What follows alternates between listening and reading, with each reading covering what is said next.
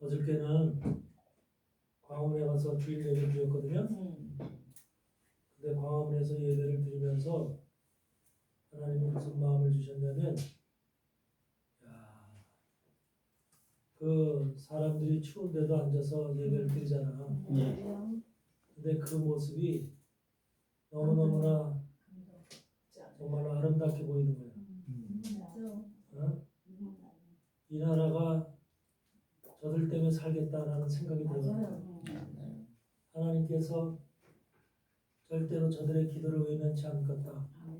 이런 생각이 들고, 어떤 마음이 또 들어왔냐면, 저런 예배를 드리는 나라가 세상에서 우리나라밖에 없잖아. 유일하게 대한민국만 길거리에서 저렇게 수많은 사람들이 모여서 예배를 드리잖아. 그 옆으로 지나가는 차들이 있는데 서울 시내 투어 관광하는 차들이 지나가더라고. 2층 버스. 2층 버스가 지나가는데 그 외국인들이 거기 타 있더라고. 그 외국인들이 그걸 내가 이렇게 보니까 외국인들이 지나가면서 이 사진을 찍고 간 거야. 그러니까 그렇게 그걸 보니까, 야, 외국인들이 이 장면을 보고 무슨 생각을 할까? 거기 보니까 이슬람 여자들도 머리 까만 거 쓰고 이렇게 하고 지나가더라고. 그래서 그런 걸 보면서 참 우리 민족이 대단하다. 하나님이 택한 민족은 분명하다. 우리가 정말로 이 나라에 이렇게 지금 어려운 사정이, 어려운 형편이 닥친 것이 사단이 하나님의 사명을 감당하지 못하게 하려고 정말로 사단이 마지막 때 발악을 하는구나, 이런 생각이 들면서, 나중에는 이 예배가 광화문에서 시작을 해서 북한까지, 평양까지 전 우리가 교회당 안에서 예배 드리는 게 아니라 전 국민이 다 나와서 예배를 드렸으면 얼마나 멋있겠나. 하나님이 대한민국 땅을 바라보면서 이 땅을 쳐다보면서, 야, 저 백성들이 나를 저렇게 찬양하고 예배드리고 저렇게 기뻐하는 저런 모습을 보면서 얼마나 하나님의 마음이 흡족하시겠는가. 이런 꿈이 꿔지더라니까, 꿈이. 네. 그래서 우리나라의 그 광화문 예배가 정말로 이거는 대단한 것이라고 생각을 해요. 기내수북이 올라야 돼. 그래서 물론 방송이나 다른 데는 전혀 예배드리는 건 나오지도 않고 아주 무시하지만, 그런 것이 문제가 아니라 하나님은 이거를 보고 계실 것이라 이 말이야. 그래서 정말로 어저께 예배 쪽에서도 느낀 게 많아요. 그래서 하나님이 내 마음속에도 기쁨을 주시고, 추위 가운데 앉아서 예배를 드리는데도 하나도 뭐 마음의 불편함이나 이런 게 없어. 그냥 행복해. 찬양을 하면 일어서서 박수치고 일어서서 하나님 앞에 영광 돌리고, 그렇게 전부 다들 찬양하면 또 저 정광훈 목사 그거 잘하잖아. 양발 두 발 벌리고 두 발 들고 그러잖아. 두 손 들고 아멘 하고, 그리고 또 일어나서 찬양하고 전부 다 일어나서 또 박수로 찬양하고 막 그러잖아.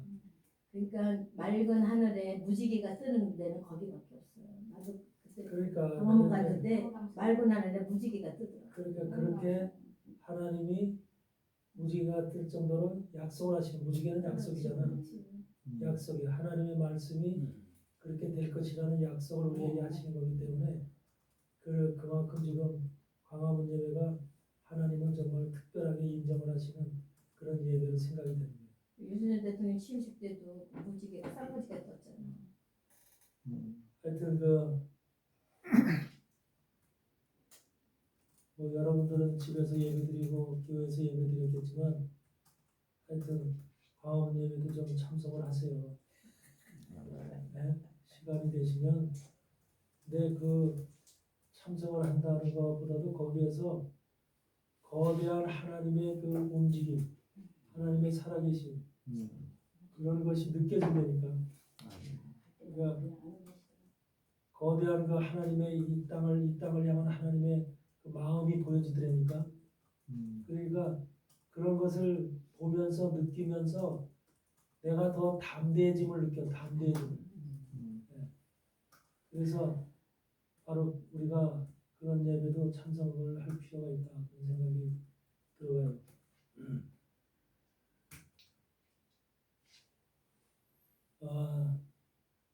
대통령이 대통령에 당선이 되고 나서 이제 북한에 이제 특별한 이제 어떤 계획을 가지고 있는 것 같아요. 북한에 가지고 있는 계획이 뭐냐면 그 북한에다가 미국 대사관을 설치하려고 하는 이런 의도를 갖고 계시더라고요. 트럼프가.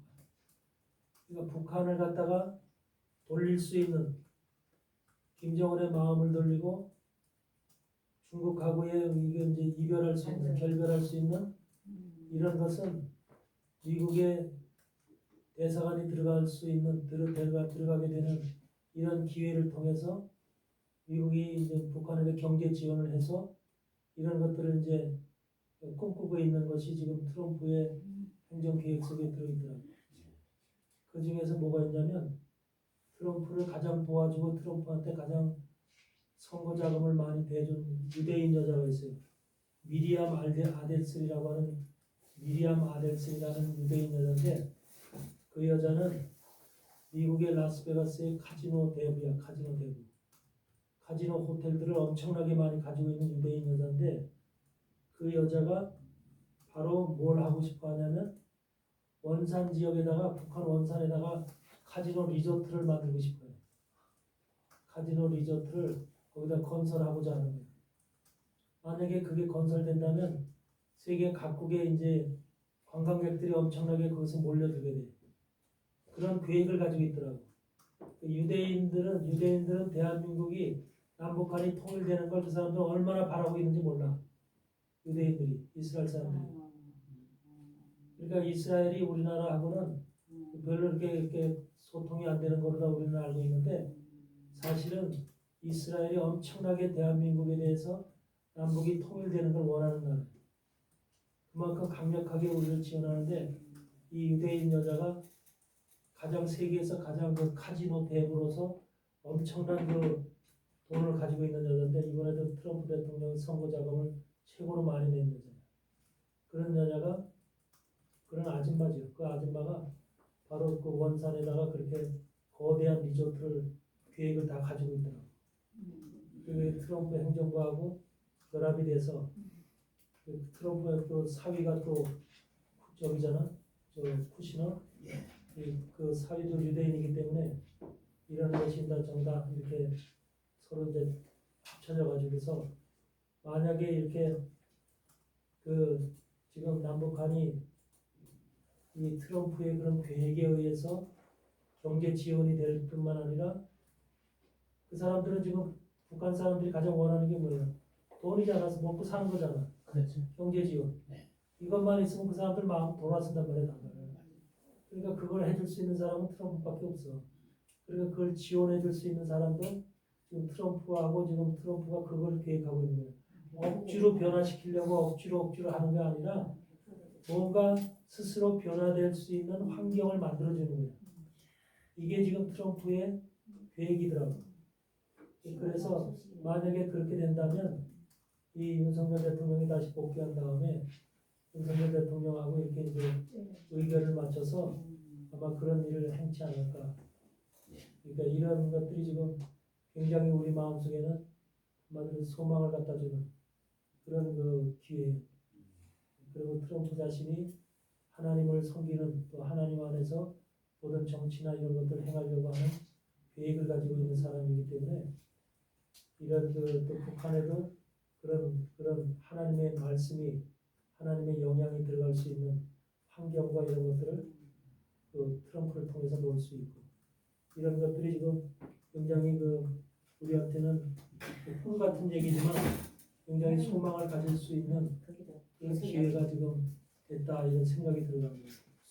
물론 모든 것들은 세상 일은 순차적으로 이렇게 변화되지만 어떤 일들은 또 갑작스럽게 순간 변화되는 이런 일들이 있기 때문에 이런 우리나라 대한민국은 외세에 의해서 우리나라가 남북한이 갈라졌지만 우리도 우리 국민 스스로가 이게 통일이 안 되는 거야. 우리 통일을 가장 싫어하는 나라가 중국이잖아.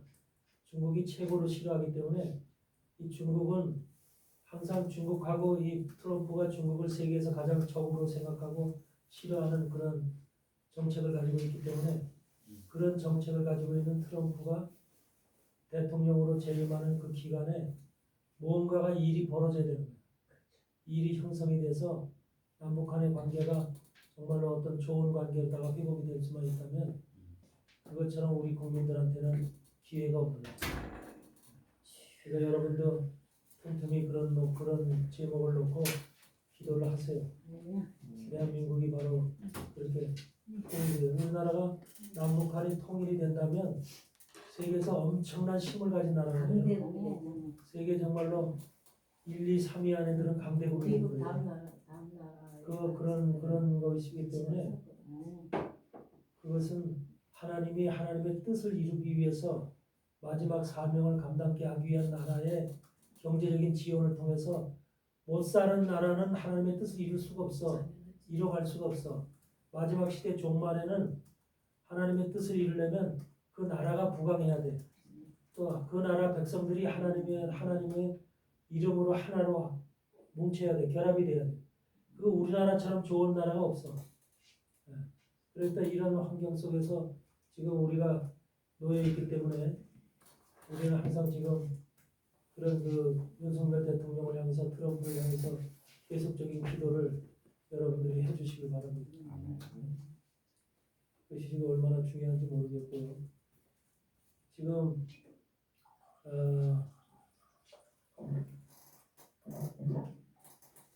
예수회가 전 세계는 1534년에 예수회가 이그나시오스 로열라라고 하는 사람에 의해서 설계가 됐어. 설계.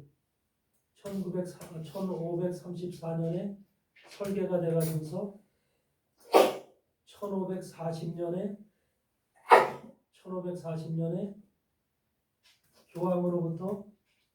교황으로부터 정식으로 교황청 기구로다가 설립 승인을 받아가지고서 창립이 된 것이 예수예요. 1540년이요? 1540년에 출발을 했어. 예수가 출발을 해가지고서 바로 이제 그렇게 오늘날까지 이루고 있는데 예수에 대해서 우리가 정확히 좀 이해를 해야 돼요. 예수가 얼마나 한마디로 말하면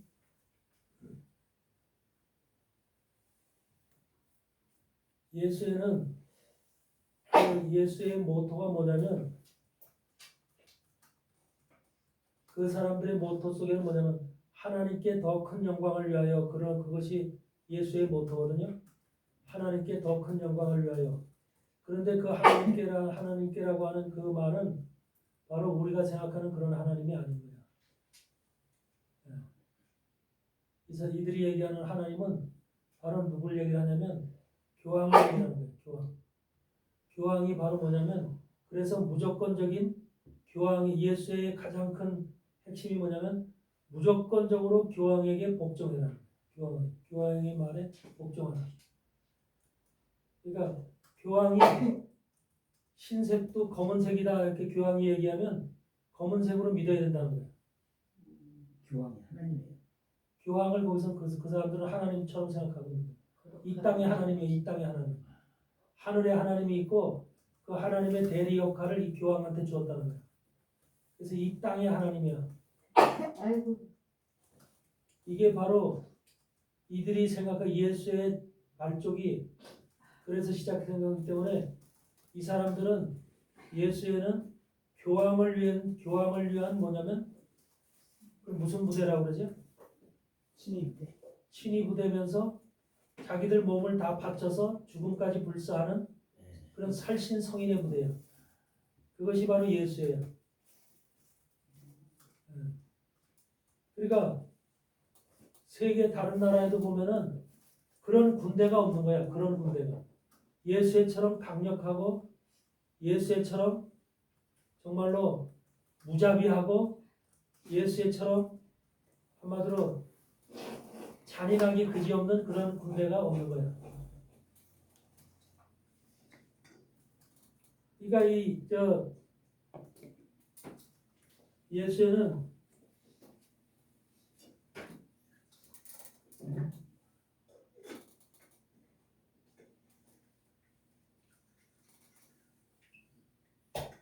그러니까 예수회는 우리가 생각하는 단순한 그냥 그런 어떤 그냥 교회 단체다 이렇게 생각하면 안 되는 거예요. 지금 예수의 멤버가 전 세계적으로 2만 명이 넘어요. 전 세계 멤버가. 그러니까 예수의 회원이 되려면 절차가 아주 복잡합니다. 예수에 가입이 되고 예수의 회원이 되려면 절차가 아주 복잡한데 그 사람들은 뭐 신학 공부를 하는 것은 물론이거니와 또 신학 외에 철저한 그 사람들이 요구하는 과정들이 있어요. 과정들을 몇 단계의 과정을 거쳐서 거의 한 10년간의 기간 동안을 그 과정을 밟는데 모든 인생을 투자해야 됩니다. 그래서 마지막 시험을 통해서 예수의 회원이 되느냐 못 되느냐가 결정이 되는 거예요. 그만큼 완전한 그냥 교황의 이름만 들으면 그냥 자기 몸을 갖다 불에 던질 수 있을 정도로 완전한 한마디로 친위 부대가 바로 예수예요. 그런 예수회가 바로 지금 프란체스코 교황이 예수의 회원이야. 교황이 되기 전에 바로 예수의 회원이었어. 그러니까 여태까지 이 교황이 우리가 그 베드로가 첫째 일대 교황이라고 그러거든. 가톨릭에서는 베드로 이후에 지금까지 수백 명의 그 교황들이 지나왔는데 그 교황 중에서 유일하게 지금 프란체스코 교황만 예수의 소속이에요. 그러니까 예수에는 지금 그러니까 프란체스코 교황이 엄청나게 한마디로 말하면 악한 자인가 악한 자. 그러면서 뭐냐면 어떤 사람들은 그런 사람들이 있어요. 종교 연구가들에 의하면 이 프란체스코 교황을 마지막으로 가톨릭의 교황제는 끝이 날 것이다. 그래서 지금 프란체스코를 마지막 교황이라고 얘기하는 사람들이 있어요. 그래서 마지막 교황인 이 프란체스코가 교황이 마지막 종말의 사역을 감당할 것이다. 이렇게 얘기하는 그런 이제 신학자들, 종교학자들이 있어요. 정확히 그건 모르겠어. 두고 봐야 되겠지만은 하여튼 그만큼 지금 프란체스코 교황은 한마디로 예전에 있던 그런 그 교황들하고는 좀 질이 다르다. 이런 상태가 지금 예수의 모습이고 예수가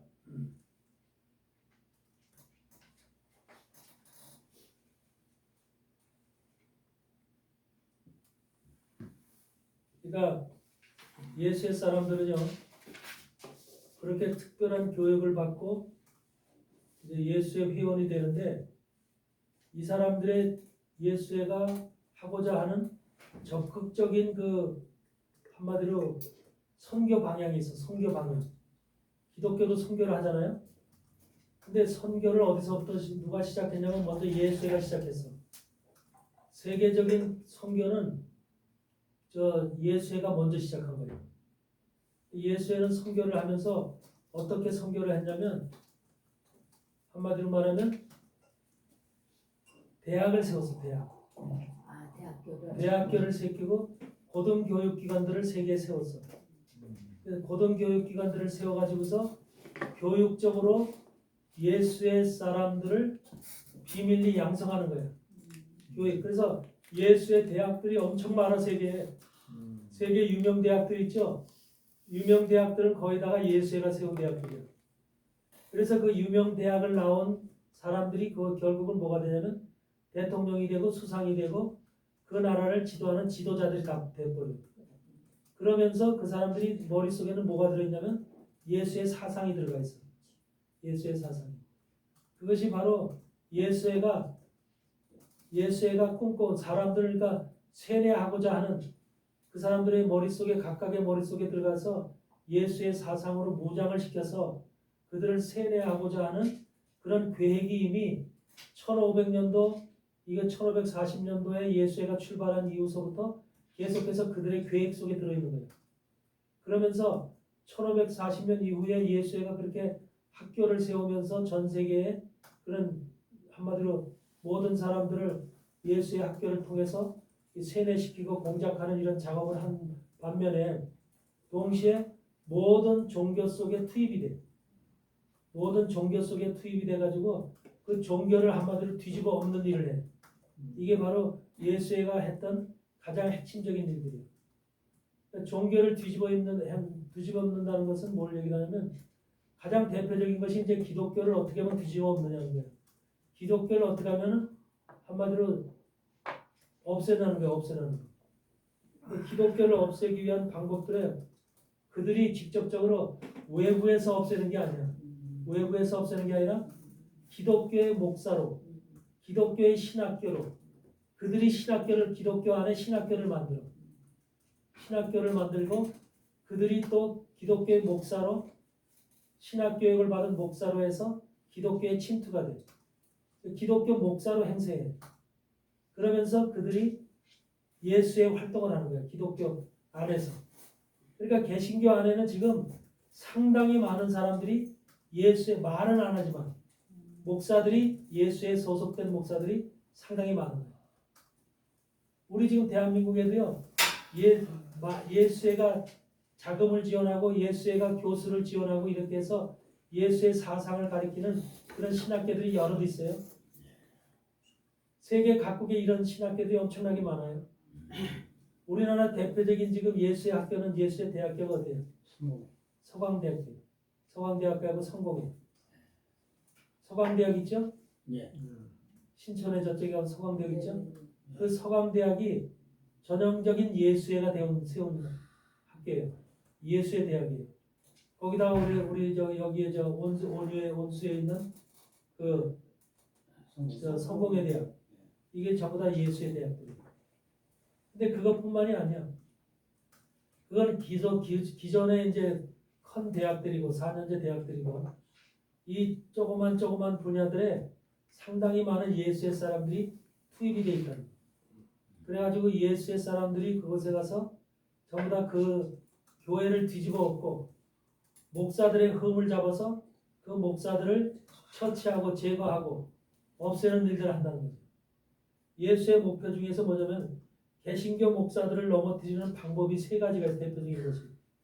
개신교 목사들을 넘어뜨리는 방법 세 가지가 첫째는 개신교 목사의 신뢰를 떨어뜨린다. 신뢰를 떨어뜨린다. 신뢰를 떨어뜨리려면 어떻게 해야 돼요? 목사의 신뢰를 떨어뜨리려면 그 사람들 목사 주변에서 목사의 모든 것을 감시 체제를 해야 돼요. 감시하고 목사의 삶과 목사의 생활을 감시하면서 목사의 뭔가를 흠을 잡아내는 거예요. 그러면서 그걸 갖다가 성도들뿐 아니라 모든 사회에다가 그걸 퍼뜨리는 거예요.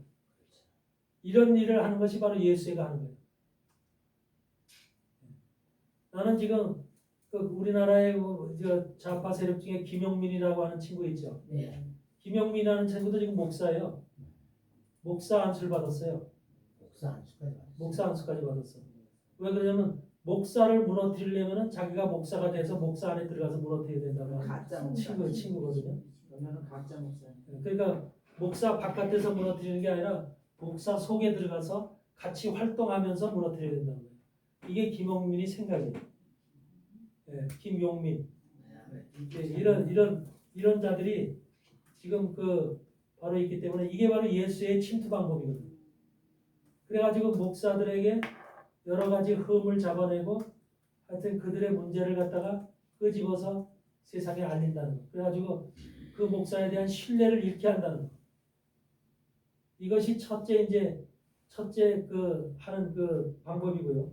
두 번째 방법은 뭐냐면 그 목사를 자기들이 타켓으로 정한 목사를 소외시킨대. 소외시킨대. 소외시키려면 어떻게 해야 돼? 참여를 안 시키겠지. 왕따시키는 거예요. 한마디로 말하면 어떤 조직이라든지 어떤 모임이라든지 이런 것에 그 사람을 빼버린다는 거예요. 배제시킨다는 거예요. 그래가지고서 한마디로 외톨이를 만든다는 거죠. 이렇게 해서 그런 사람을 그렇게 함으로 인해서 그 사람이 예수와야 접촉할 수 있는 기회를 갖는다는 거죠. 그렇잖아. 어디 누가 만약에 우리도 누가 만약에 소외를 시켜서 왕따가 됐다 그러면은 왕따가 된 그 사람한테 목사한테 누가 접근을 할 사람이 접근하는 사람이 있을 거 아니야. 그렇죠.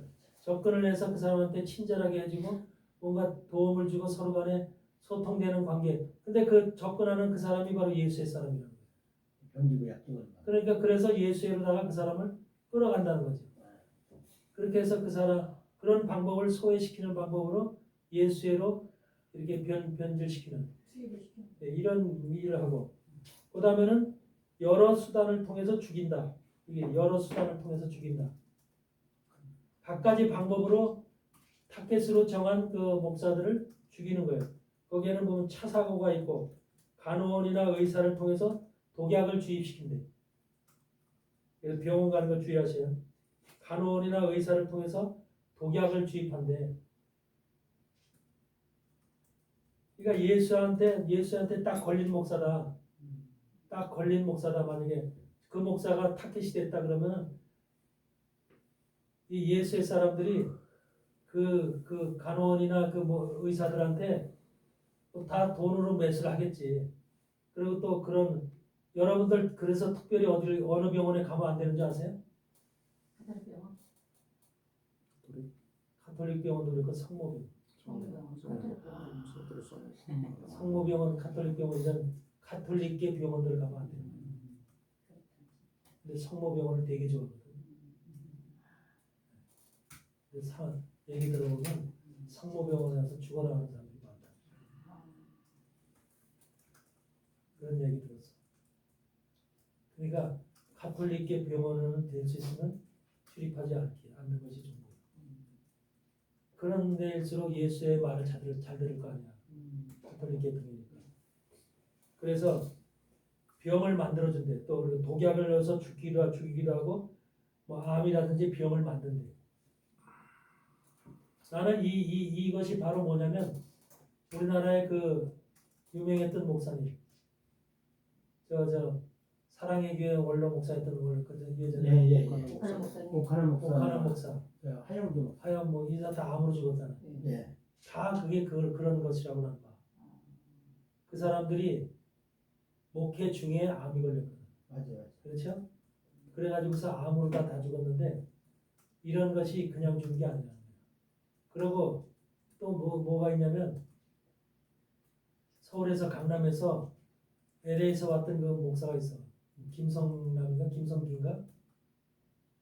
그 목사 있었죠. 죽은 사람 그 자살했다고. 자살했다고. 김성수. 김성수. 이 목사님도 엄청 까는 목사. 나는 그 사람은 그냥 까서 막 까는 사람이잖아. 예. 그 사람도 타켓이 됐어요. 맞아 그럴 거예요. 그래서 그걸 자살로 위장했을 것이다. 맞아, 자살을 이런 생각이 들어. 그래서 이런 사람들을 그렇게 하듯이 많은 사람 얼마든지 이 사람들은 죽이는 방법이 있거든. 그래서 그렇게 죽일 수 있다는 거. 그러면 또 뭐가 있냐면 목사와 똑같은 신분증을 위조해서 사건을 만든대. 그러니까 만약에 김명실이라 그러면 김명실이라는 똑같은 이름과 생년월일을 가지고 있는 만약에 뭔가를 만든대. 위조를 만들어서 그 사람 김명실인 것처럼 행세한대 바깥에서. 근데 그 행세가 아주 못된 행실, 나쁜 행실. 그래서 김명실이라는 이름이 가진 사람이 이와 같은 못된 짓을 이 목사가 못된 짓을 한다. 그렇게 소문을 내게 한대. 이게 방법 중에 하나예요. 그러니까 억울하게 당하는 거지. 진짜 김명실은 이런 상황을 만든다는 거야. 이게 바로 이게 이 사람들의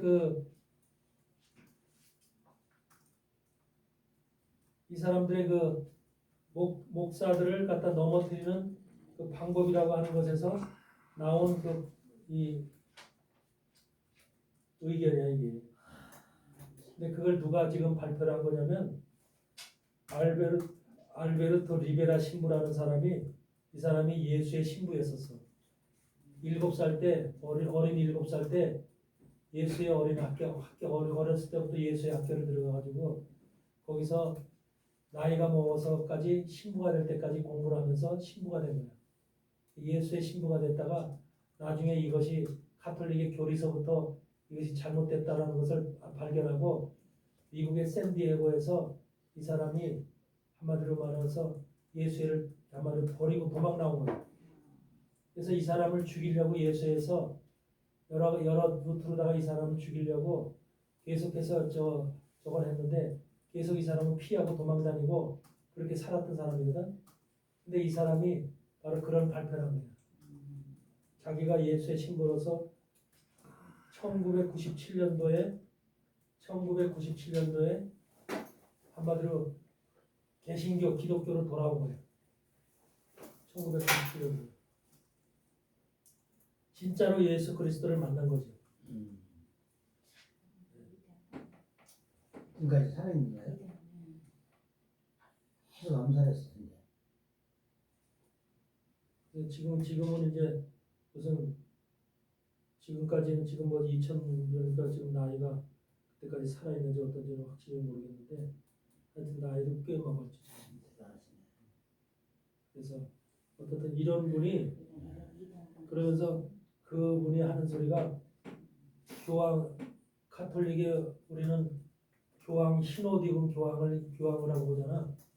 그래서 그 프란체스코 교황이 흰옷 입었잖아. 그냥 뭐 항상 흰옷 입고 있잖아. 네. 그런데 이 양반이 얘기 속에는 카톨릭에는 그 사람 흰옷 입은 교황보다 더 높은 검은 교황이 있다는 거예요. 검은 교황, 검은 옷을 입고 다니는 교황이 있다는 거예요.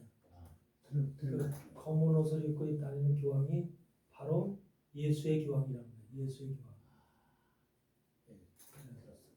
그래서 검은 옷을 입은 그 바티칸 교황청에는 검은 옷을 입은 교황과 흰 옷을 입은 교황 두 교황이 있대요. 근데 우리는 흰 옷을 입은 교황만 자비하고 그냥 뭐 온유하고 막 사람들한테 사랑을 표하는 것 같고 이런 교황의 모습만 보이는 거야. 보여주는 거야. 그런데 검은 옷을 입은 교황은 항상 그 흰 옷 입은 교황을 지시한대. 지시하고 이렇게 해라 이렇게 하라 가르친대. 그 사람한테 말 안 들으면 가는 거야. 아, 검은 교황이 흰 교황한테 가르친다고요? 지시하는 거지. 지시, 통제하는 거. 통제하는 거. 이런 것들이 비밀리에 이루어지고 있는 지금 예수의 모습인데 예수에는 전 세계 그 유명 대학들 지금 우리가 아는 아이비리그 유명 대학들 있죠? 이 아이비리그 대학들은 거의 다 예수에 의해서 창립된 대학들이다. 그렇게 생각하면 돼요. 그래서 하버드 대학을 비롯해서 예일 대학과 이런 훌륭한 대학들 우리는 거기 가지 못해서 난리잖아. 그렇죠? 케임브리지 대학도 옥스퍼드 대학 이런 대학을 비롯해서 각 나라의 유명한 대학들 우리나라에도 서울대학 안에 예수의 마크가 찍혀 있는 걸로 내가 알고 있어. 예수의 상징 마크가 찍혀 있는 걸로 알고 있어. 그만큼 우리나라 대학들도 지금 점령당하고 있는 점령당했어. 박근혜 서강대 나왔는데. 박근혜 서강대 나왔죠. 그래서 지금 이들이 돈을 가지고 전 세계에서 가장 부유한 데가 어디냐면 가톨릭이야. 그렇죠. 가톨릭이야. 가톨릭은 세계의 마약을 다 소유하고 있어. 마약 장사는 다 가톨릭에서 하는 거야. 거기 누가 끼어들면 큰일 나. 아이고. 그 다음에 커피 장사는 다 가톨릭에서 하는 커피 장사. 커피 마약. 인간상을 인간의 그 정신을 망각하고 파괴시키고 죽이는데 핵심적인 것은 전부 다 카톨릭이 권력을 잡고 있는 거예요. 카톨릭 밑에 있는 기관이 바로 뭐냐면 마피아예요. 마피아고 또 카톨릭 밑에 CIA가 있고 FBI가 있는 거예요. 미국의 FBI, CIA가 미국의 단독적인 정부 기관이 아니야. 그 CIA를 만든 것이 바로 카톨릭이야. 교황청이야. 그만큼 지금 미국이라는 나라가 만들어질 때부터 1776년도 미국이 만들어질 때서부터 누가 직접 개입을 했냐면 카톨릭이 개입을 해요. 카톨릭이 개입을 하고 예수회가 개입을 해요. 예수회가 개입을 해서 미국을 디자인해요. 미국이라는 나라를 디자인하고 미국이라는 나라를 어떻게 할 것이다. 그래서 워싱턴 DC서부터 보스턴까지의 도시계획은 전부 다 누가 했냐면 예수회가 하는 거예요. 뉴스회가. 그리고 워싱턴 DC를 여러분들 하늘에서 찍어보면은 하늘에서 워싱턴 DC를 갖다가 이렇게 사진을 딱 찍어보면요. 국회의사당, 백악관, 모든 기념관 이런 것들이 딱 보면 무슨 모양으로 찍히냐면 부엉이 모양으로 찍혀요. 부엉이 모양. 왜 그러냐면 그들이 섬기는 것이 부엉이야. 그들이 섬기는 것이 부엉이. 그러니까 부엉이라는 것은 뭐예요? 밤에도 보잖아요. 캄캄한 밤에도 보잖아. 그러니까 어두운 세상도 자기들이 다 보고 있다는 거예요. 그만큼 완전한 그 감시 체제, 통제 체제를 의미하는 것이 부엉이를 상징적으로 내세운 거예요.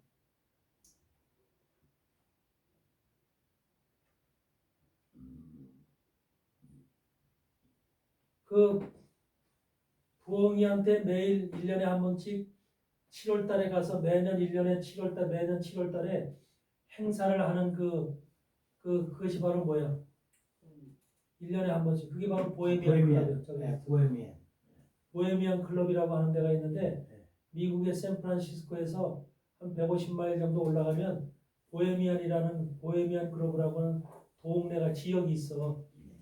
그 지역에서 매년 7월 달에 보헤미안 클럽이라고 해서 세계 정치인들, 경제인들, 최고의 인물, 세계 돈 가진 놈들, 최고의 인물들, 언론계에서부터 모든 정치계, 모든 군사계 할 것 없이 전 세계 하여튼 이름 난 이런 최고의 인물들이 모이는 모임이 있어.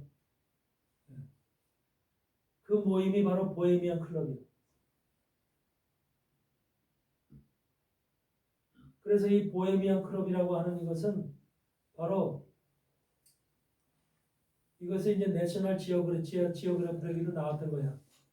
내셔널 지오그래피에도 이미 이 사건이 보도가 됐었어. 그리고 미국에서도 이게 정식으로 이제 방송이나 TV를 통해서 나오는 것이 아니라 비밀을 취재하는 이게 비밀 취재단들이 있어. 몰래 가서 고성능 이제 렌즈를 가지고 취재하는 이런 사람들이 취재를 저걸 다 했는데 저것을 갖다 7일 동안 저 행사를 해. 7일 동안 보헤미안 클럽에 들어가서 행사를 하는데 마지막 7일째는 뭐 하냐면은 밤에 부엉이 앞에서 전부 남자들이 전부 다 모여서 거기 여자가 들어가면 안 돼. 남자들만 모여서 뭐라 하냐면 어떤 것을 부엉이 앞에다가 조그만 관에 들어가 있는 것을 불태우는 행사를 해. 근데 그 관에 들어가 있는 것이 뭐냐면 아이야. 애기. 인신제사. 그 몰록제사라고 해요. 몰록제사. 우리 성경에 나오지 몰록. 인신제사, 몰록제사를 바로 거기서. 근데 거기에 들어온 사람들이 전부 다 뭐냐면 세계 길고 나는 사람들이에요. 날고 기는 사람들이에요. 정치인들, 대통령이 될 사람들. 그러니까 보헤미안 클럽에서는 뭐냐면 앞으로 4년 후에 대통령이 누가 될 것이냐 이런 것도 회의를 해. 그래서 대통령을 누굴 내보낼 것이냐, 누굴 세울 것이냐, 무슨 당에서 누가 대통령 출마할 것이냐 이런 것까지 결정하는 게 보헤미안 클럽이에요. 그러니까 어마어마한 기관이야 저기가. 그런 지금 회의가 일주일 동안 열리는 거야. 그런데 그런 회의를 하면서 그런 부엉이 앞에서 이런 지금 관을 놓고서 아이를 태우는 이런 행사를 무슨 행사라고 이름 붙였냐면은 그 행사를 양심, 그걸 뭐라 하냐면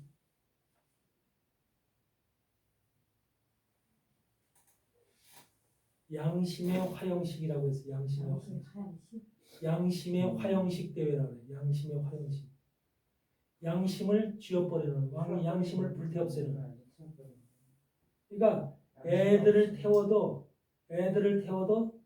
그 애에 대해서 감정이나 느낌이나 아무 그런 것을 가져서는 안 된다. 양심 있는 인간으로서 양심을 느껴서는 안 된다는 양심의 화형식을 하는 거예요.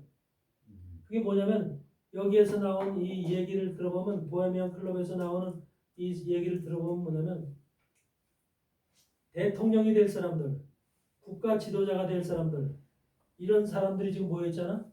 근데 국가 지도자가 되고 대통령이 돼야 되고 뭔가가 세계의 그 인물이 돼야 될 사람, 지도자가 돼야 될 사람들은 양심을 가져서는 안 된다. 양심을 가져서는 안 된다. 왜? 양심을 가지면 일을 못 한다는 거야. 일. 양심을 가지면. 양심을 가지면 한마디로 말하면 죽일 사람도 못 죽인다는 거죠. 전쟁도 할 전쟁도 못 한다는 거죠. 그러니까 이 정치계라고 하는 이 세계는 양심 없는 자들이 서로 죽이고 죽고 하는 세계거든. 우리나라 이게 지금 이재명이가 또 그 짓을 하고 있는 거거든. 저 속에는 양심이 있어요, 없어요? 없죠. 화인 맞았어요. 그러니까 화인 맞은 거예요. 근데 부엉이 앞에서 빨간 불을 켜는 부엉이 앞에서 바로 그 행사를 하는 거예요. 그게 양심의 화형식이라고 해서 하는 거예요. 네. 그런 대회를 지금 그러면 여러분들 내가 여기 지금 트럼프라고 적어놨어.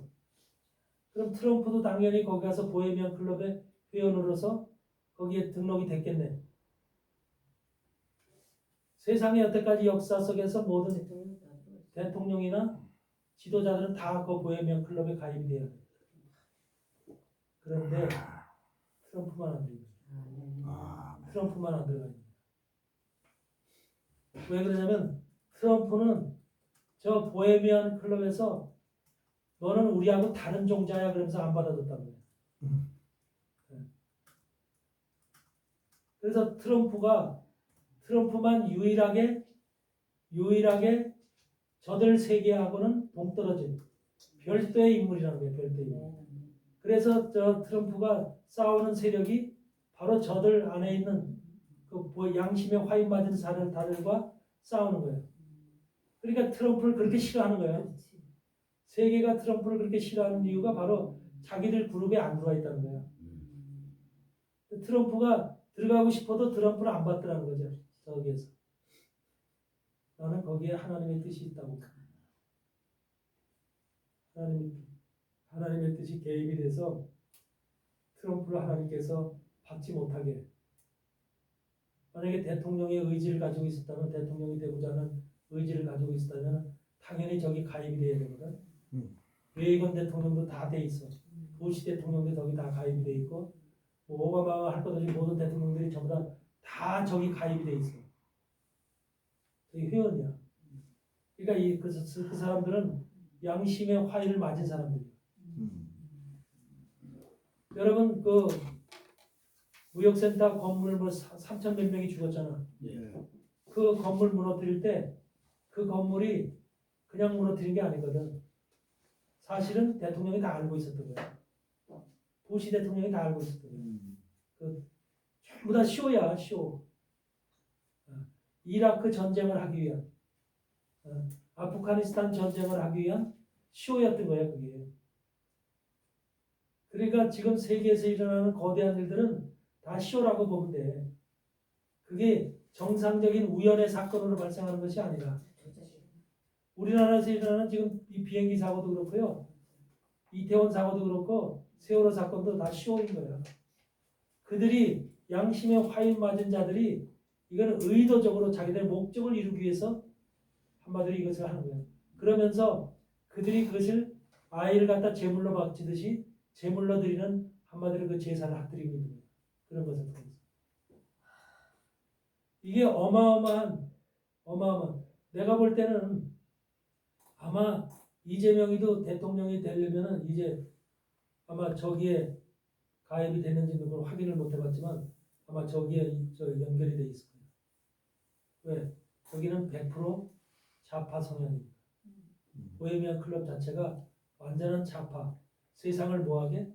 사회주의, 공산주의 화시키려고 하는 그런 자들의 절대적인 모임이니까 세상의 권력을 가지고 돈을 가지고 이런 모든 것을 다 가지고 있는 자들이 저 그룹에 모이는 거예요.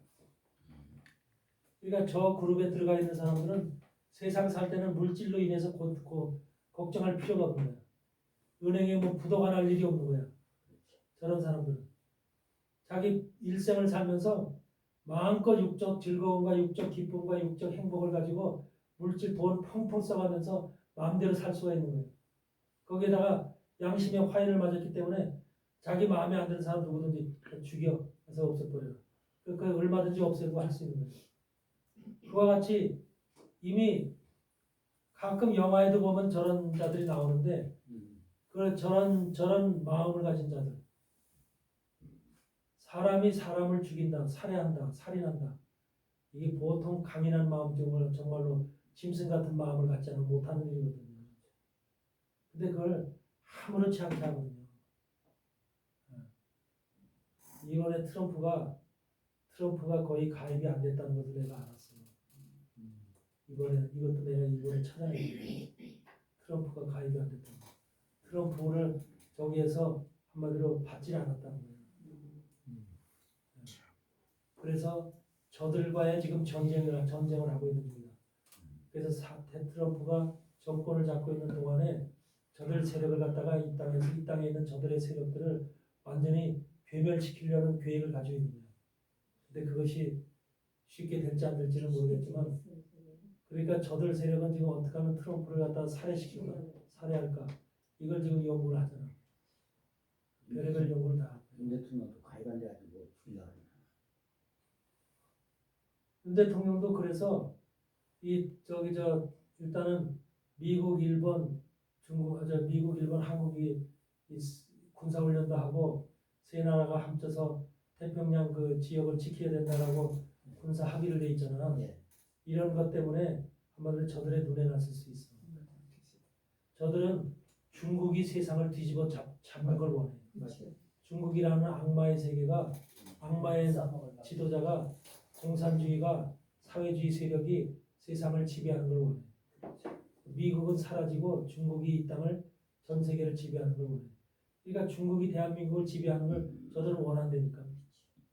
그러니까 그걸 갖다가 국권이 지키고서 지금 반대하고 하니까 한마디로 말하면 윤석열을 어떻게 하면 제거하느냐. 이래서 지금 저런 방법을 쓰지 않을까. 이런 생각이 들어갑니다. 이런 문제들이 지금 우리가 알아야 될 그런 문제를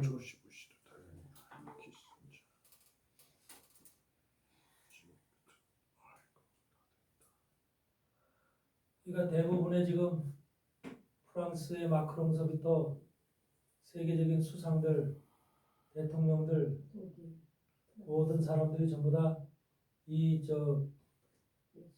부엉이 상 앞에서 다 맹세를 하고 양심의 화양식을 받은 그런 존재들이라는 거예요. 이런 자들이 지금 세계적인 지도자가 돼서 거룩한 척, 아주 그냥 온유한 척, 지도자로서의 그냥 모든 것을 갖다 한마디로 냄새를 풍기고 있는 거예요. 그 노무현 대통령을 문재인 예수이잖아요. 네. 그래서 밀었다는 것도 사실일 것 같은데 맞아요. 부엉이 바위, 그 바위가 부엉이 바위. 부엉이 바위라고 이름 진 것도 그렇고. 노무현이를 죽인 바위는 떨어져 죽은 바위가 부엉이 바위거든. 그 괜히 부엉이가 나온 게 아니야. 바로 부엉이 이것에 대해서 뭔가 도전을 했든지 여기에 대해서 어떤 반대 의견을 가졌든지 이렇기 때문에 죽인 거라고 봐. 회원 가입을 안 했다거나. 아까 보니까 카발라로부터 유래된 것이 아닌가. 이 종교가 사이언톨로지라는 종교가 카발라로부터 유래된 것이 아닌가. 이런 생각이 들어가는 거죠.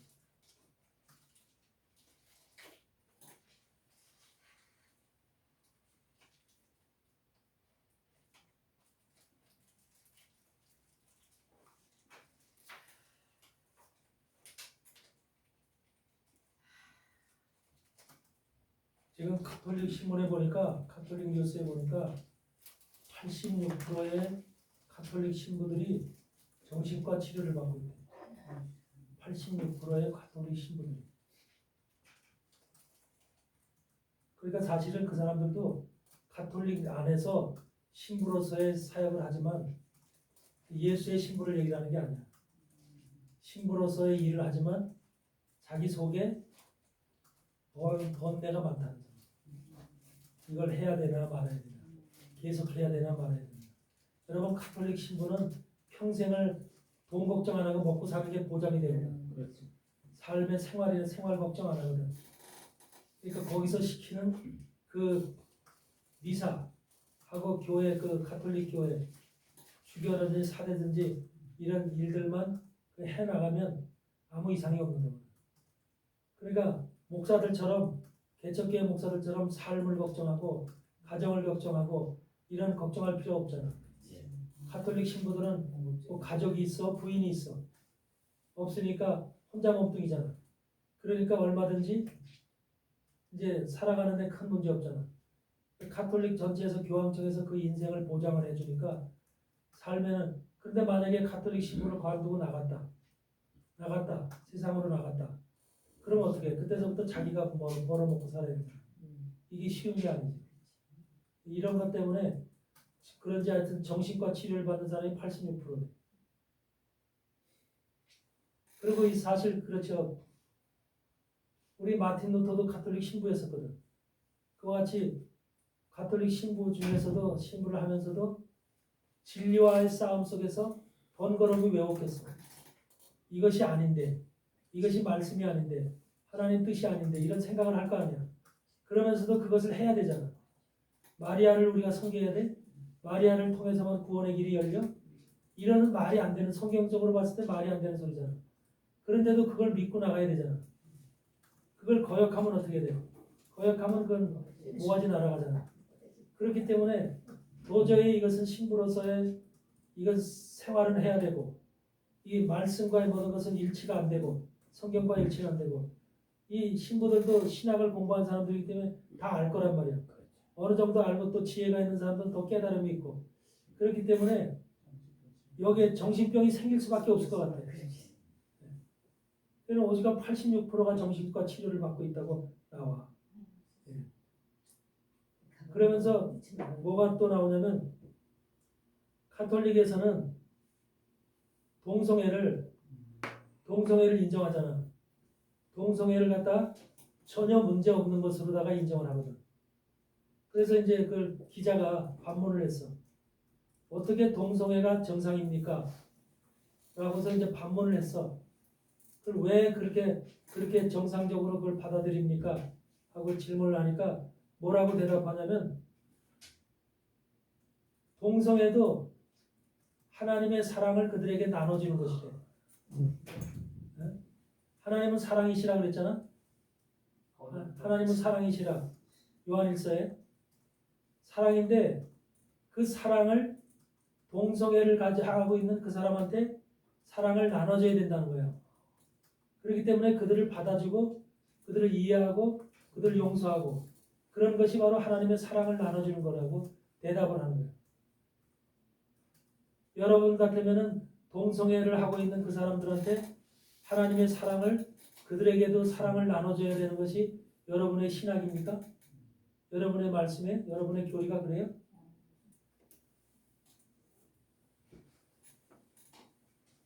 그 자체가 바로 동성애를 하고 있다고 하는 그 자체는 이미 하나님의 법을 떠난 자들이에요. 하나님의 말씀 밖에 있는 자들이고, 그리고 하나님을 대적하는 자들인 거예요. 하나님의 창조 이념을 갖다가 버린 자들이에요. 그런 자들을 하나님의 사랑으로 감싸? 고린도후서 6장에 보면 뭐라고 되어 있어요? 그리스도와 벨리알이 어디 함께하리요? 하나님과 우상이 어찌 함께하리요? 의와 불법이 어떻게 같이 하냐 이 말이야. 같이 할 수 없잖아. 그런데도 불법을 행하고 있고 우상의 짓을 하고 있고 거짓된 짓을 하고 있고 하나님을 대적하는 그 자를, 벨리알과 같은 자를 사랑으로 품어라? 그게 가톨릭의 지금 신앙이 바로 그런 거예요. 그러니까 얼마나 잘못된 신앙을 가지고 있는지 우리는 알아야 돼요. 예전에 1934년도에 1932년도에 스페인의 세비야라는 거, 마드리드라고 하는 두 곳에서 발견된 그 매장지가 있는데 그 매장지에서 수많은 아이들의 시체가 나옵니다. 수많은 아이들의 시체. 근데 아이들의 시체가 어디서 나온지 아세요?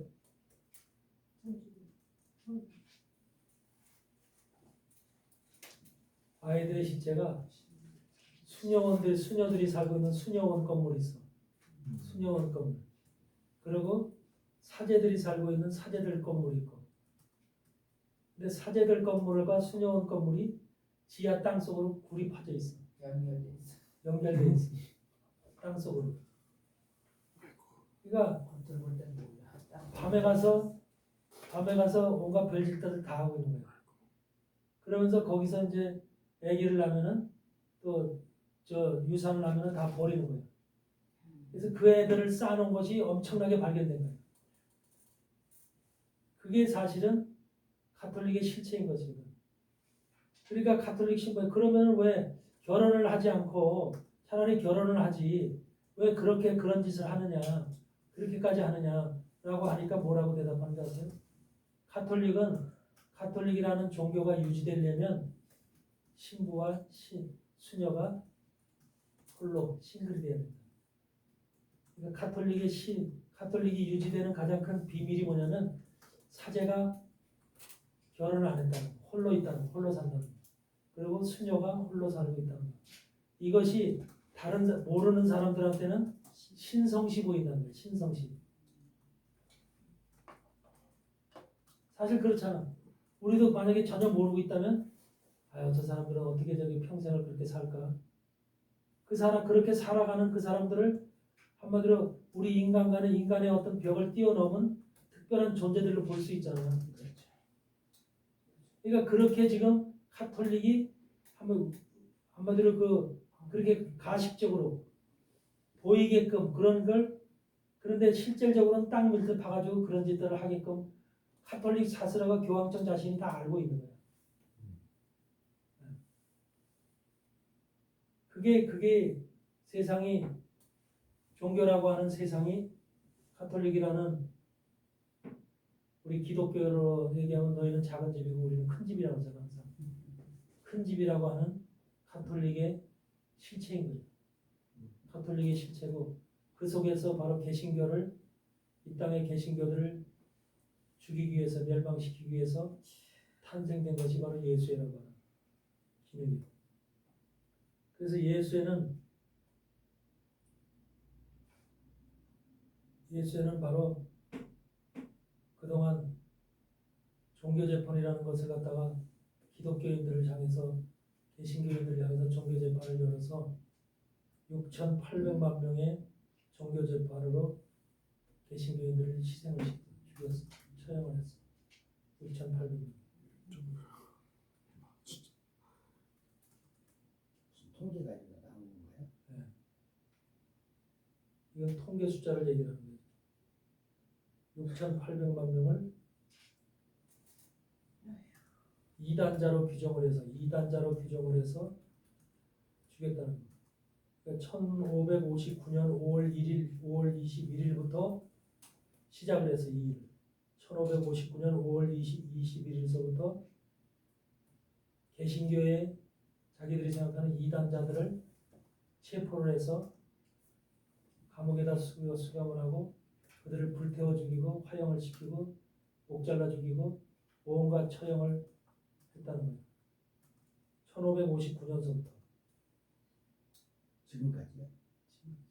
1550년도부터 1559년. 59년. 그러니까 1517년에 종교개혁이 있었잖아. 예.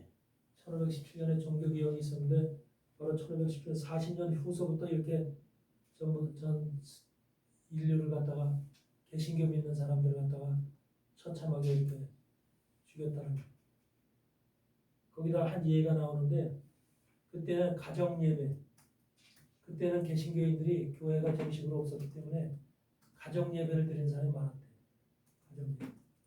가정에서 한마디로 마틴 루터가 전한 그 복음을 가지고 가정 예배를 드리는 그런 가정들이 있었는데 그 가정들을 한마디로 급습해가지고 체포해서 그들 다 처형을 하고 그런 것들이 허다했다는 거예요.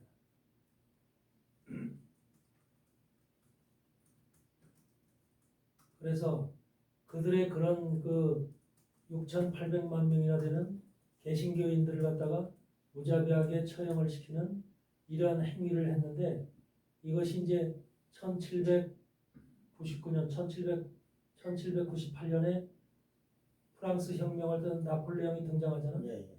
1798년에 나폴레옹이 등장하면서부터 교황권의 권세가 떨어지잖아.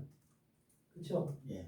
교황권의 권세가 이제 땅으로 추락을 하면서 그때서부터는 이제 자기네들이 힘을 쓸 수 없으니까 그때서부터는 전략을 바꾸기 시작합니다. 전략을 바꾸기 시작합니다.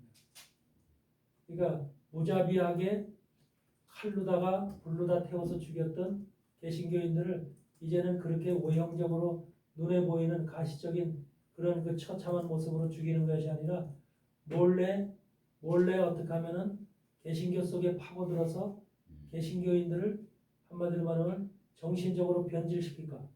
잘못된 이론과 잘못된 교육을 통해서 하나님을 믿되 잘못된 하나님의 길을 가게끔 그렇게 그러니까 그게 마태복음 7장에서 얘기하는 넓은 길로 가게끔 넓은 길로 가서 뭐예요?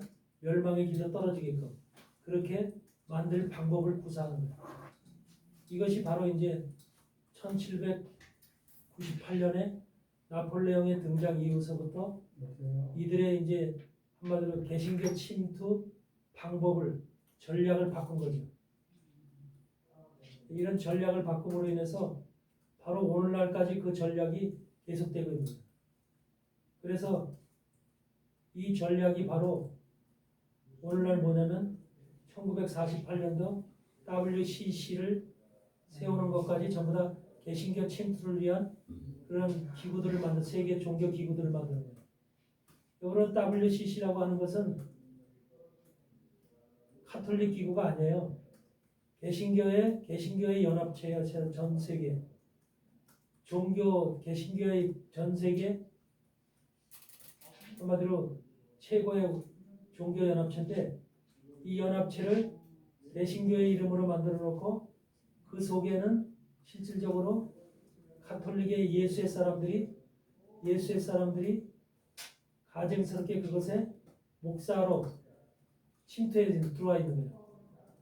그래서 그 속에 들어와 있으면서 그들이 계속해서 한마디로 말하면 개신교를 파괴하는 파괴 전략을 구상해내는 거예요. 만들어내는 거예요. 거기에다가 말씀적인 변질, 말씀의 변질, 말씀의 잘못된 해석, 주석 이런 것을 계속해서 만들어내고 그 다음에 이것을 통해서 또 뭐를 하냐면 이 개신교가 한마디로 지도자들, 개신교의 지도자들이나 각 나라의 개신교 단체들, 우리나라 같으면 NCCK 이런 데가 이제 한국의 최고 그 기독교 단체잖아.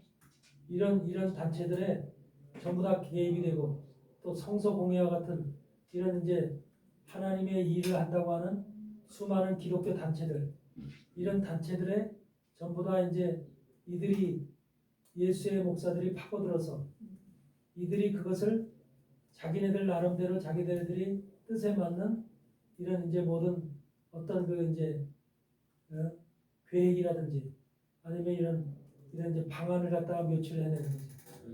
이러므로 인해서 그들이 이제 그걸 운영하기 시작하는 거예요.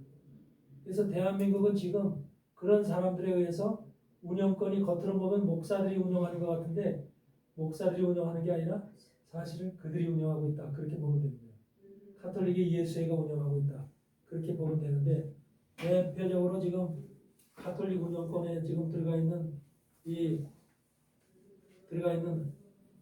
목사들의 지금 핵심이 누구냐면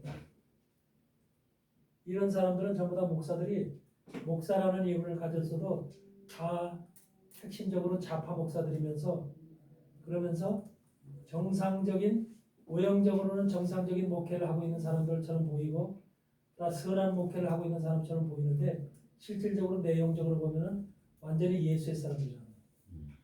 이걸 우리가 알아야 되는데 그 중에 이제 내가 이제 몇 사람만 내가 이름을 드릴게요. 파퍼 목사가 여기도 파퍼. 네. 파퍼. 파퍼 목사. 여러분 파퍼 목사가 제일도. 네. 그 사람 이제 뭐 사람 불행한 사람들 또 노숙자들 도와준다고 하면서 이 파퍼 목사가 시작됐잖아. 네. 그것도 전부 다가 바로 이런 사람들입니다. 그 다음에 누구냐면 김동호 목사, 맞아. 김동호 목사, 곽선희 목사, 곽선희 목사, 박선희 목사가 홍정길 목사, 홍정길 목사. 그러면 그 다음에 디모데 목사. 난 김디모데 목사 누군지 모르겠어.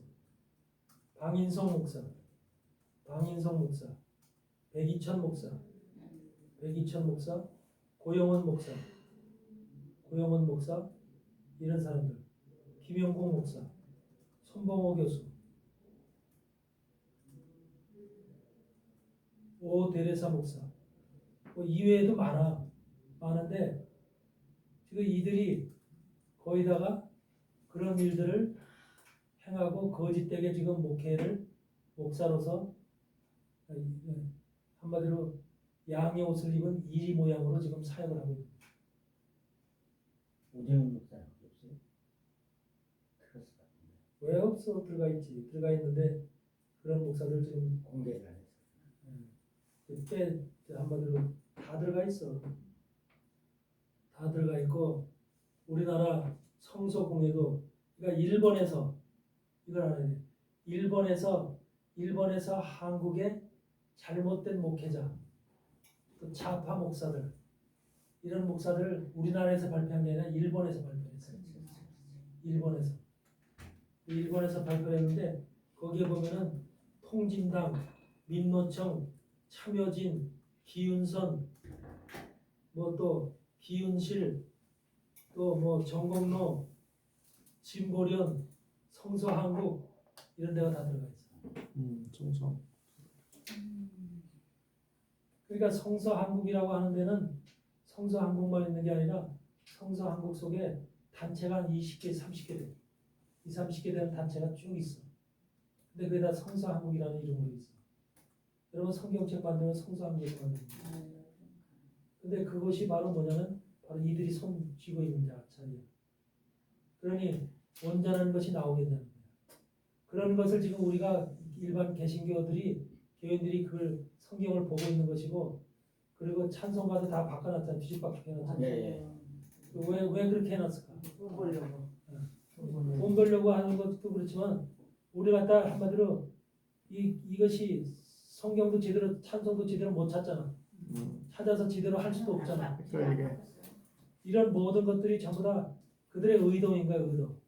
개신교인들이 예배를 드릴 때 제대로 못 드리게끔 신령과 진정으로 예배를 드리지 못하게끔 하기 위한 모든 것이 성경서부터 모든 것들을 그렇게 한번 뒤죽박죽 해놓는 거예요. 여기에는 예수회가 철저히 개입이 되어 있는 것이고 가톨릭이 철저히 개입이 되어 있는 그들이 여기에 지금 한마디로 지도자로 다 여기 이 자리들에 다 앉아 있는 거예요. 그것이 침투하게 되는 데가 없어. 이런 모습들이 지금 우리가 살아가고 있는 이들의 현실이라는 것.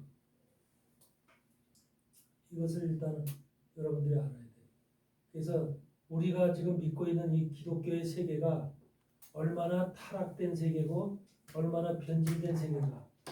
애초 사도 바울이 있을 때 당시에 베드로가 있을 때 당시에 그때의 믿음이 안 되니까 그때의 신앙이 안 되니까 그래서 우리는 그런 신앙에서 잘못된 신앙 속에 지금 우리가 교육을 받아왔고 잘못된 신앙과 믿음 안에서 그런 속에서 우리가 지금 신앙생활을 하고 있기 때문에 하도 우리는 한마디로 그런 것에 물들어서 오랫동안 물들어 있어서 내가 지금 가고 있는 신앙이 제대로 된 신앙인가도 분별 못하고 그냥 가는 거야. 이 대형교회에서 기획 성경이나 찬송가를 다 바꾸게 하죠.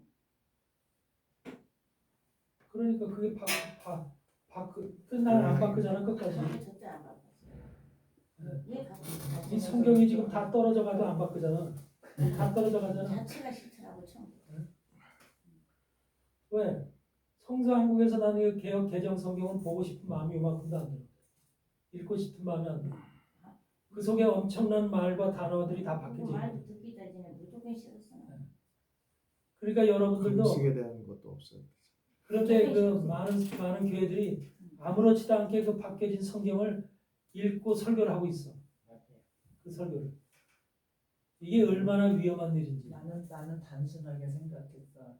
이게 몇십년씩 가면은 그거 가지고만 계속하니까 이게 출판하는 데서 돈을 못 벌 거 아니에요. 성경 만드는 거. 돈 때문에 그러네. 돈 벌려고만 그러나. 돈 때문에 그런 게 아니고 목적은 개신교인들의 신앙을 한마디로 죽이기 위해서 신앙심을 약화시키고 믿음을 죽이고 그러면 모든 것들을 갖다 여기가 숫자가 엄청 많은데 조영기 목사님도 깜빡하게 했거든요.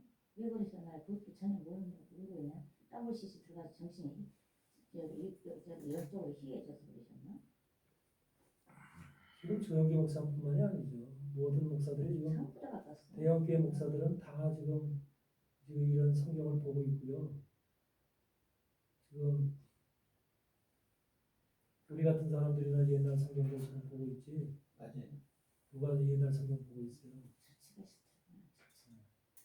우리 사도신경도 새롭게 바꿔놨잖아요. 새 신경에서. 그렇죠.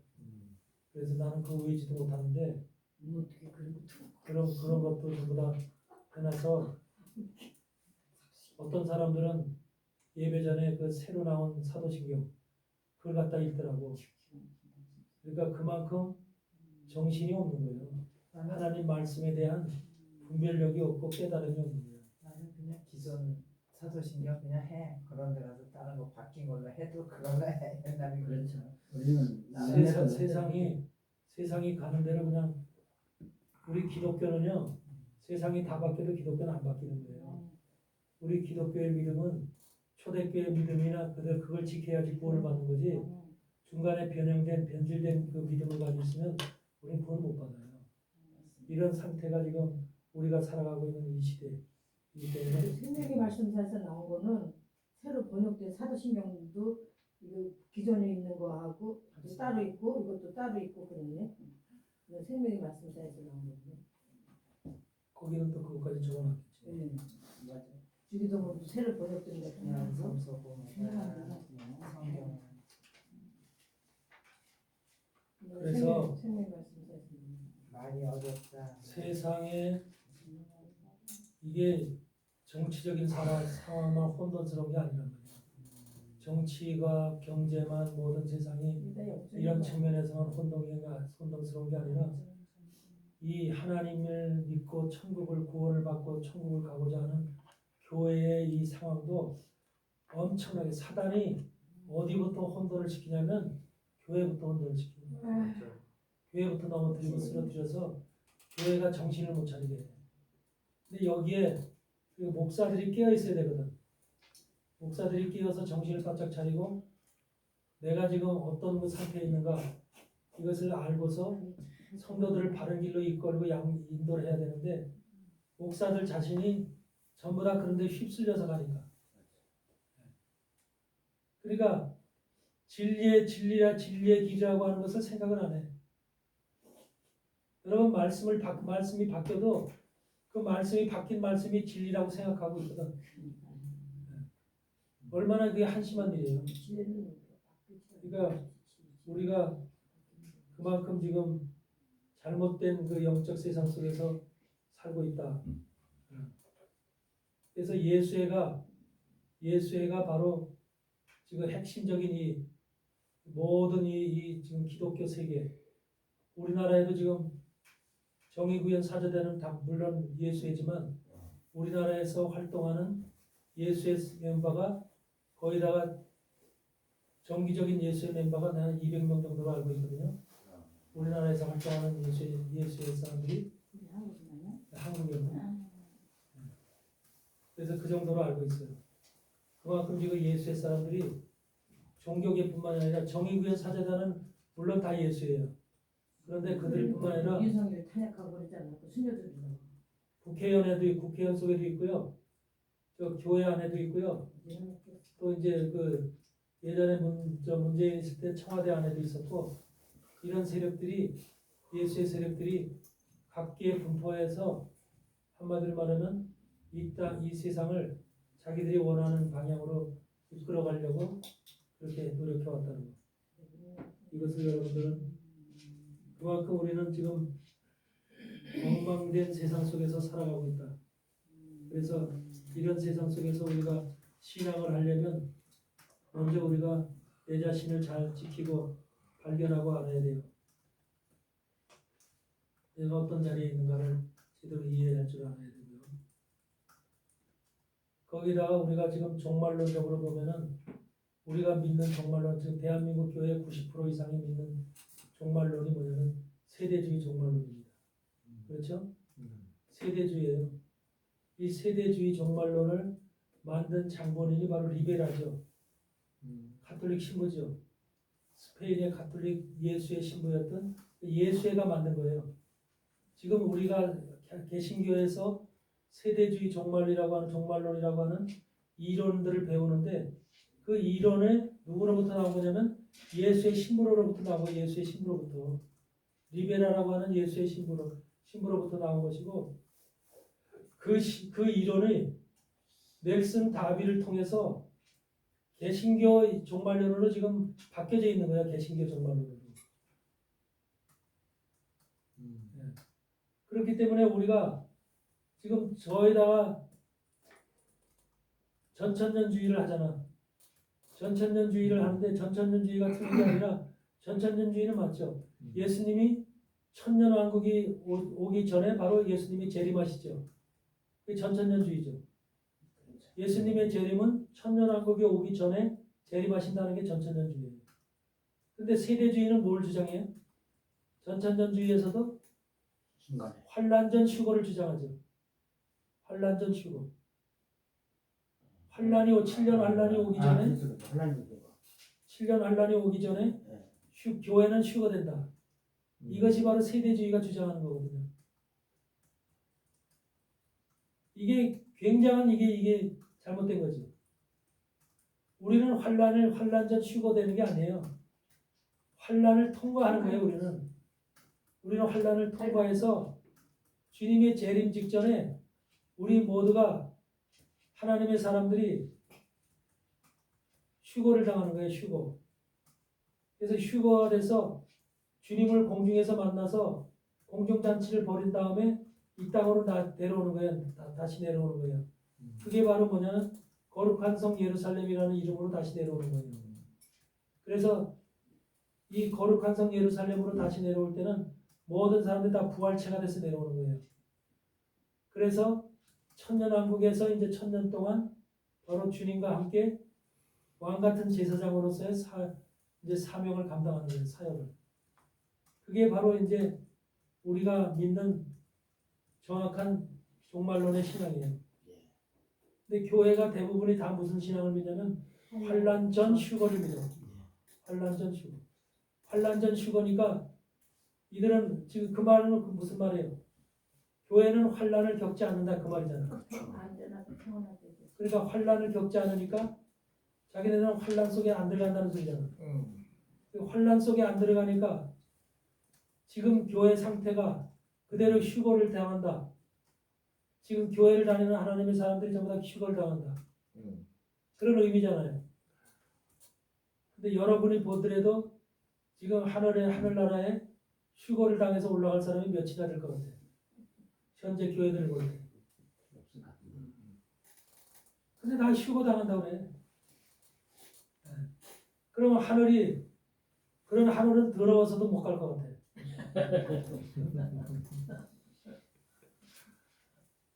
아마 하늘에서 서리 머리끄댕이에서 자꾸 싸울걸?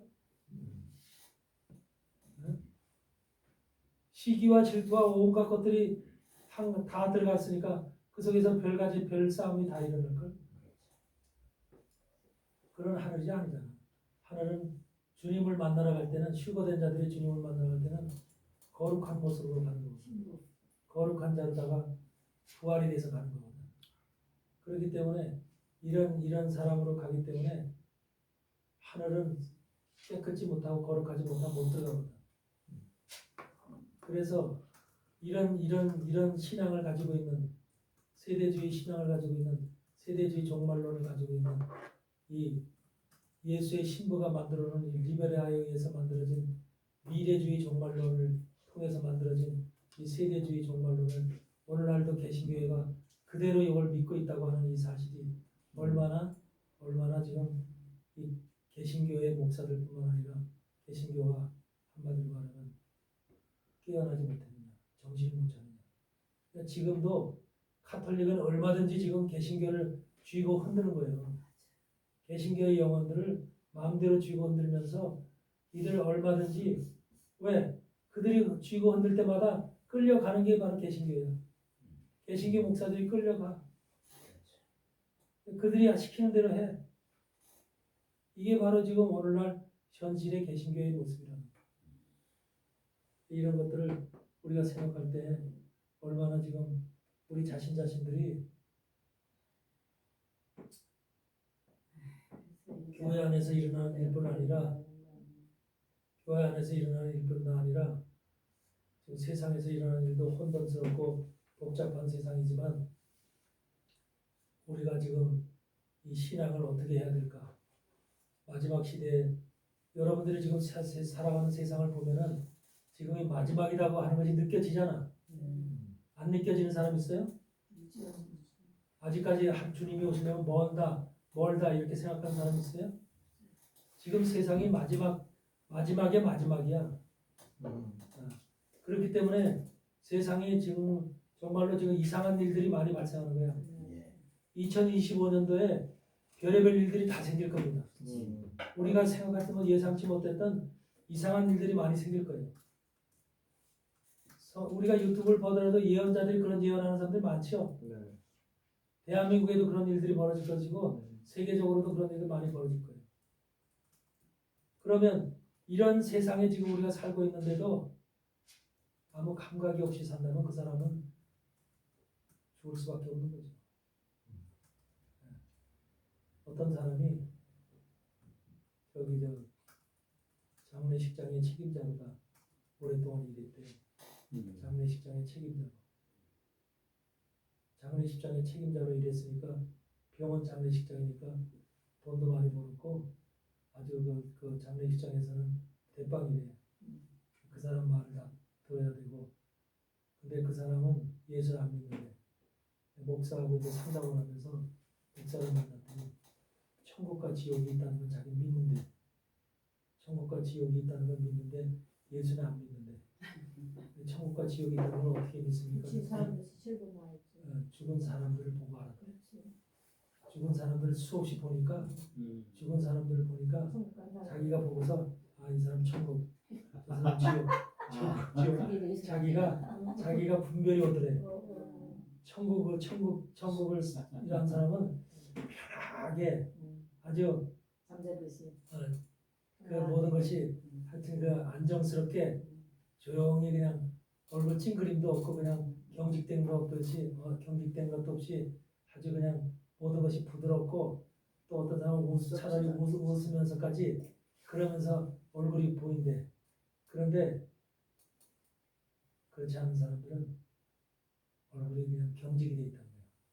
막 풀어가니까. 어떤 사람은 눈도 그냥 제대로 못 감고 죽고 그래서 손도 이렇게 해서 꽉 이렇게 해서 쥐고 주는 사람도 있고 별의별 사람들이 다 있다. 사람이 죽은 사람의 모습을 보니까 천국 지옥이구나 라고 하는 것을 자기가 알게 돼. 예수를 안 믿어도. 근데 자기가 그러더래. 그러면서 뭐냐면 나는 천국 가기 1년 전에만 예수 믿어서 1년 전에만 예수 믿어서 천국 가고 싶다 그러더래. 그동안 세상적으로 살 거 다 살고 1년 동안만 예수를 부지런히 열심히 믿어서 그런 말을 하는 사람을 그런 들어봤는데 하여튼 그러더라고요. 그러니까 죽을 때도 바로 사람의 모습이 다르더라는 거죠. 그만큼 하나님을 믿었던 사람과 믿지 않는 사람의 심령의 상태가, 마음의 상태가. 그래서 우리는 뭐로 사람이 죽기 전에, 죽기 1분 이전에 사람의 눈에는 죽는 사람의 눈에는 보인대. 보이죠. 이 하나님의 나라든지 지옥이든지 이런 게 보인대. 천군 천사와 그래서 또 마귀가 같이 오니까 영과 육이 분리되기 직전에 바로 그게 확 보인대. 보여요. 그래가지고서 이 하늘나라가 확 보인 사람은 얼굴이 환해진대. 그리고 기쁨으로다가 이런 자기가 편하게 이렇게 지면 되는데 이제 시커먼 세계가 보이고 불이 막 타는 세계가 보이면서 이상한 그 검은하고 끌려가 있는 그런 사람들이 탁 서 있는데 저승사자. 그게 딱 보인대. 그러면 그런 사람들이 볼 때는 안 보이는 사람은 발도 안 끌려가지고 하는 물이 묻힌대. 그렇게 해서 그런 얘기를 하더라고. 근데 그게 바로 우리의 영의 세계가 살아있다는 거죠. 그래서 하나님을 믿는다는 것이 얼마나 행복한 일인가. 그것을 우리가 이해할 수가 있는 거죠.